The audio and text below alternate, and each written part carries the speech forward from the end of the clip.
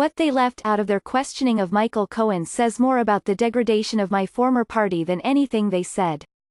Michael Cohen's testimony before Congress on Wednesday revealed as much about the Republican Party as it did about President Trump and his former lawyer. In the aftermath of Mr. Cohen's damning testimony, several things stand out. The first is that unlike John Dean, the former White House counsel who delivered searing testimony against President Richard Nixon in 1973, Mr. Cohen produced documents of Mr. Trump's ethical and criminal wrongdoing. Mr.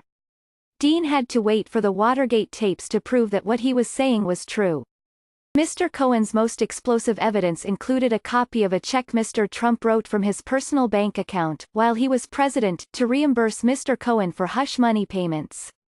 The purpose of that hush money, of course, was to cover up Mr. Trump's affair with a pornographic film star in order to prevent damage to his campaign.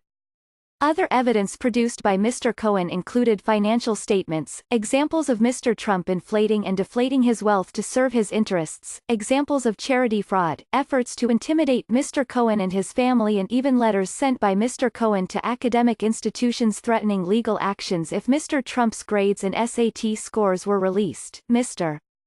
Trump hammered President Barack Obama on this front, referring to him as a terrible student, and mocking him for not releasing his grades.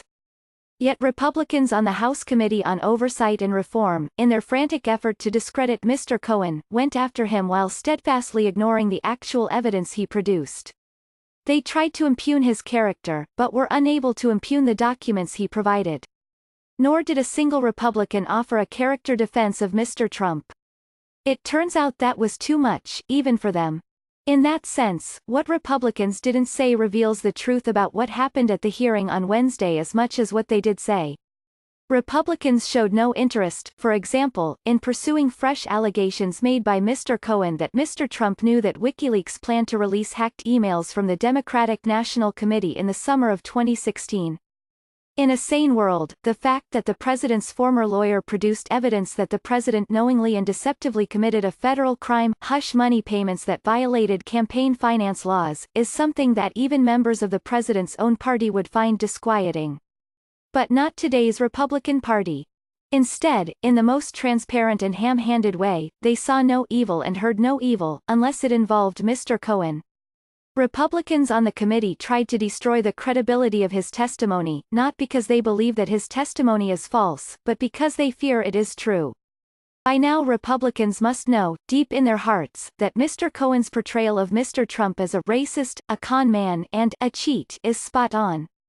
So it is the truth they fear, and it is the truth, the fundamental reality of the world as it actually is, that they feel compelled to destroy. This is the central organizing principle of the Republican Party now. More than tax cuts. More than trade wars. More even than building a wall on our southern border. Republicans are dedicated to annihilating truth in order to defend Mr. Trump, and they will go after anyone, from Mr. Cohen to Robert Mueller, who is a threat to him. He is their emperor, and they are his political Praetorian Guard. A second thing that stands out from Mr. Cohen's testimony is that the Republican Party has been as corrupted by its association with Mr. Trump as Mr. Cohen was by his. As Mr. Cohen told Republican lawmakers, "I did the same thing that you're doing now. For 10 years. I protected Mr. Trump for 10 years. He then issued this warning to them: the more people that follow Mr. Trump, as I did blindly, are going to suffer the same consequences that I'm suffering." Mr. Cohen later explained the ethos of Trump World: everybody's job at the Trump Organization is to protect Mr. Trump. Every day most of us knew we were coming and we were going to lie for him about something. That became the norm. The ethic that became the norm at the Trump Organization, defacing the truth and disfiguring reality in the service of Donald J. Trump, is the ethic that has become the norm of the Republican Party and the American right. This is what some of us who are conservatives and who have been lifelong Republicans have warned since Mr. Trump began his quest for the presidency, that his corruptions would eventually become theirs. It didn't take long. The way these things happen is simple and insidious. In this case, because Mr. Trump was their party's nominee, many Republicans felt duty-bound to defend him, even though they would from time to time call him out for his worst offenses. They also held out the hope that Mr. Trump would grow in office and become more presidential. What happened is quite different. As Mr. Trump was elected and then inaugurated, Republicans became more and more reluctant to call him out and more vocal in defending him and attacking his critics, rather than weakening. Their loyalty to him intensified. And the president, rather than becoming more responsible, has become less restrained, more volatile, more unhinged. The result is the ethical wreckage we saw on display Wednesday. Republicans should brace for even more damaging revelations. The evidence presented on Wednesday was harmful to the president, but Mr. Cohen quite likely revealed only a small fraction of what the Southern District of New York and the Mueller investigation have amassed. Mr. Cohen did suggest that federal prosecutors are investigating unspecified criminal allegations involving the president that have not been made public.